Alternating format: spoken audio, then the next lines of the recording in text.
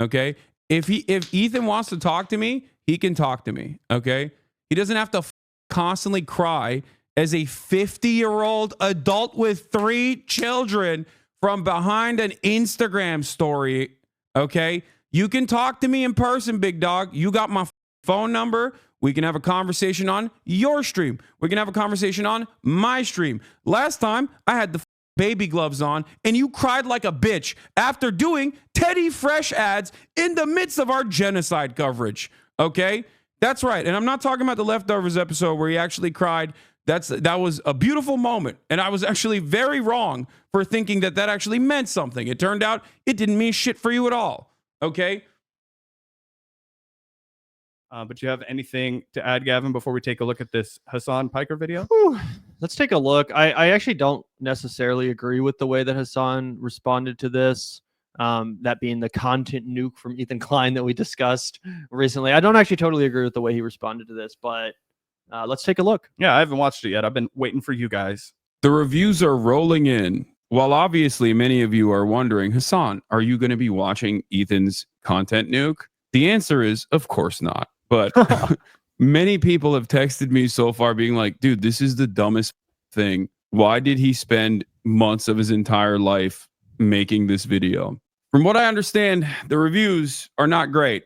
Turns out when you're not particularly smart or particularly knowledgeable about politics and you try to do a political takedown, people are going to look at it and say, yeah, you're kind of stupid. Especially if your big reveal is that I am a socialist. We literally had a political podcast together and have had numerous conversations on that political podcast in front of tens of thousands of people about my political perspective.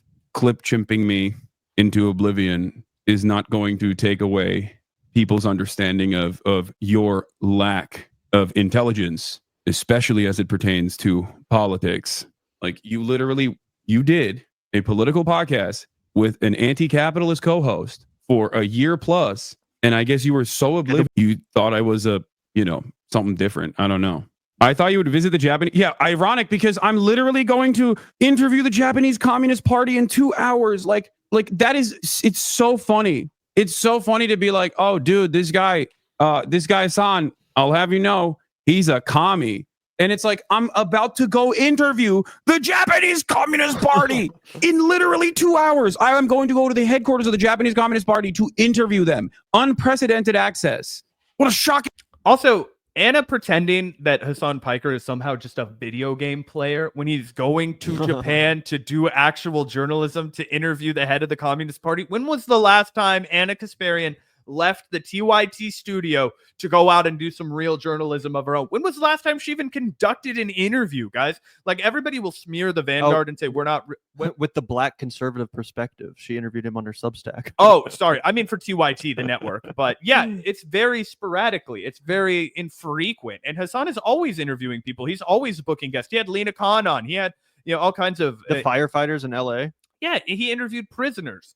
All kinds of shit. Yeah, 100%. That's real journalism. It's real on the ground shit. Just because you don't like the formatting of it, just because they don't like model the presentation off of MSNBC or former corporate media, doesn't mean it's not valuable journalism. Yeah. And that's why you guys are being left behind, because you care so much about the veneer of respectability and not enough about the nuts and bolts. Yeah. Okay. To be fair, I did just remember she interviewed Sean O'Brien or whatever like a week ago, but I see your point. Did she really? Yeah. That's interesting. TYT. They don't make a big deal out of it. They don't brand it enough. But anyway, fair enough. Once a week, maybe she does an interview. Hasan does it way more than once a week. So again, just to make she probably only had him on anyway to be like, and tell me how bad the Democrats were and why you endorse Trump over Kamala. Bro, Sean O'Brien had Josh fucking Hawley on his podcast and didn't talk at all about how when he ran for Senate, he adamantly supported right to work, which makes it so hard for unions in the state. Basically makes it so that the state doesn't have to fucking recognize all kinds of bad shit, right? And now they want to act like he's some sort of friend of labor because he's cuddled up to Donald Trump because they're all three white supremacists. It's fucking stupid. Fucking revelation.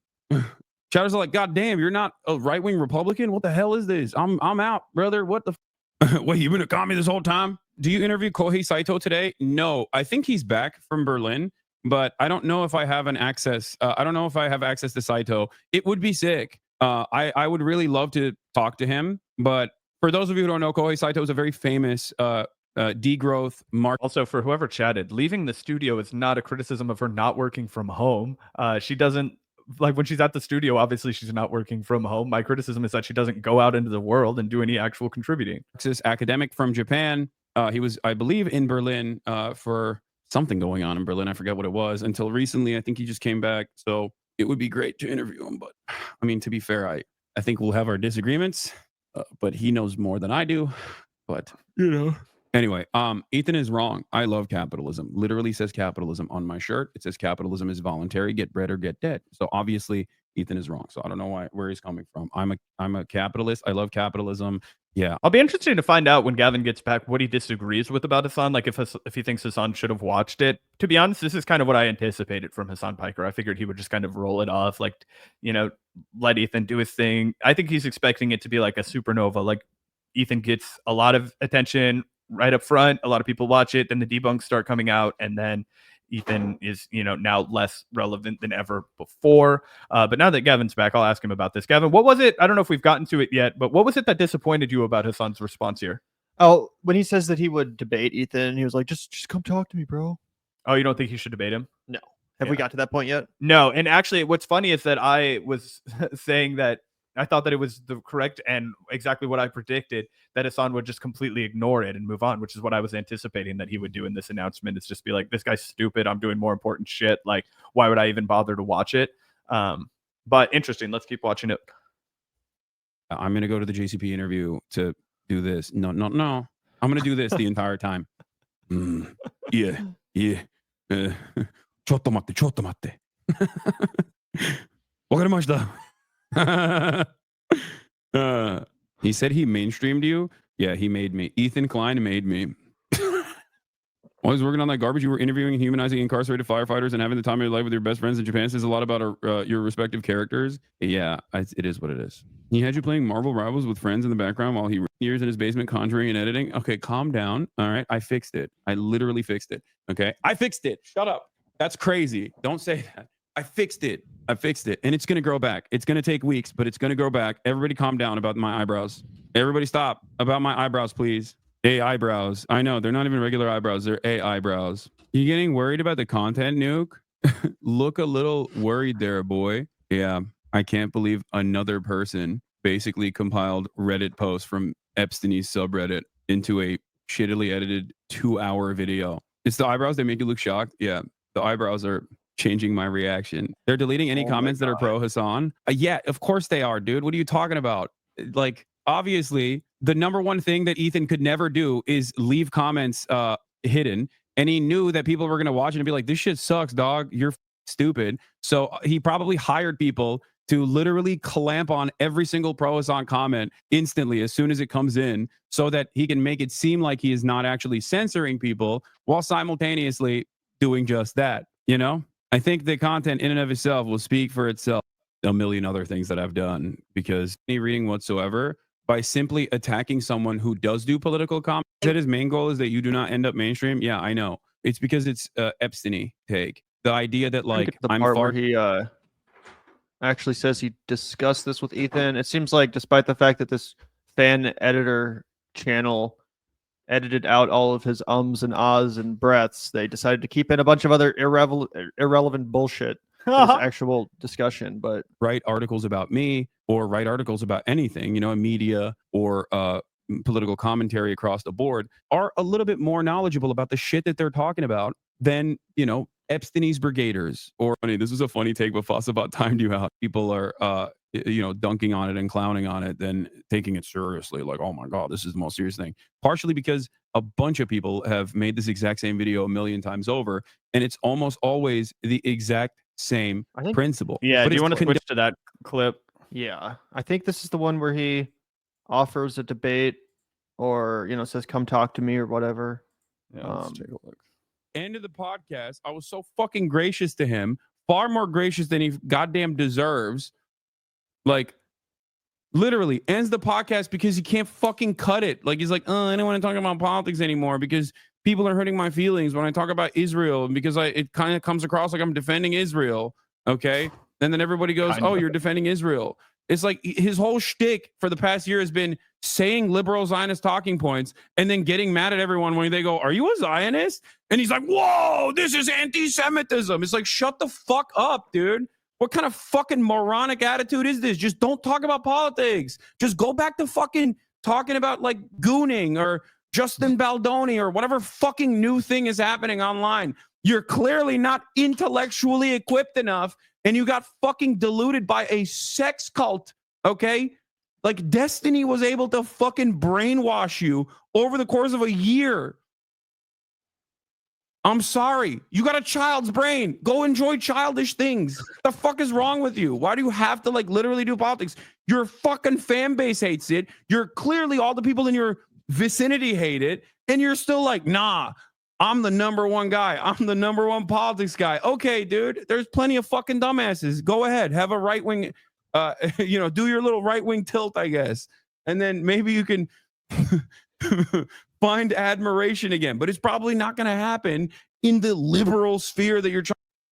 Yeah, and also I will add, Ethan does have a child's brain. I think End of that's the the perfect podcast, way of putting it. It's a little rude, but it's true. It's like, hey, bro, you're not very smart. You're kind of a dumbass. You need to go back to doing things for dumbasses, right? It's like, hey, not everybody's meant to be an intellectual, Ethan. It starts to hurt your brain when you have to defend the things that come out of your mouth. Why don't you go back to doing something that doesn't need so much defending, like, drivel? Like the bottom of the barrel. Like, you guys think that we do TMZ shit? Ethan got big doing legitimate TMZ of YouTube. Like, let me just talk about any soy garbage drama.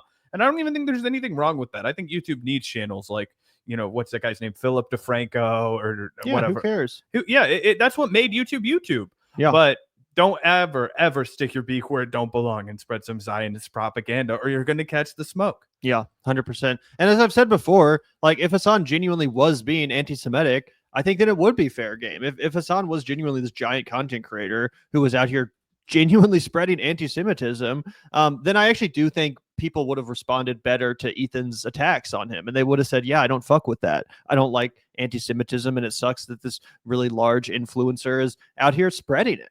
But people could see through Ethan's smear, and they know that Hasan's a good guy who does care about Jewish people. It's part of the reason why he had the podcast with Ethan in the first place, because he doesn't have any fucking ill will in his heart towards Jewish folks. Yeah, and I didn't find the video of him saying he wanted to debate Ethan, but I found Ethan's response here. Let me share this one instead. Hasan says he wants to debate me, which I, of course, agree to. He just needs to watch the video I made first.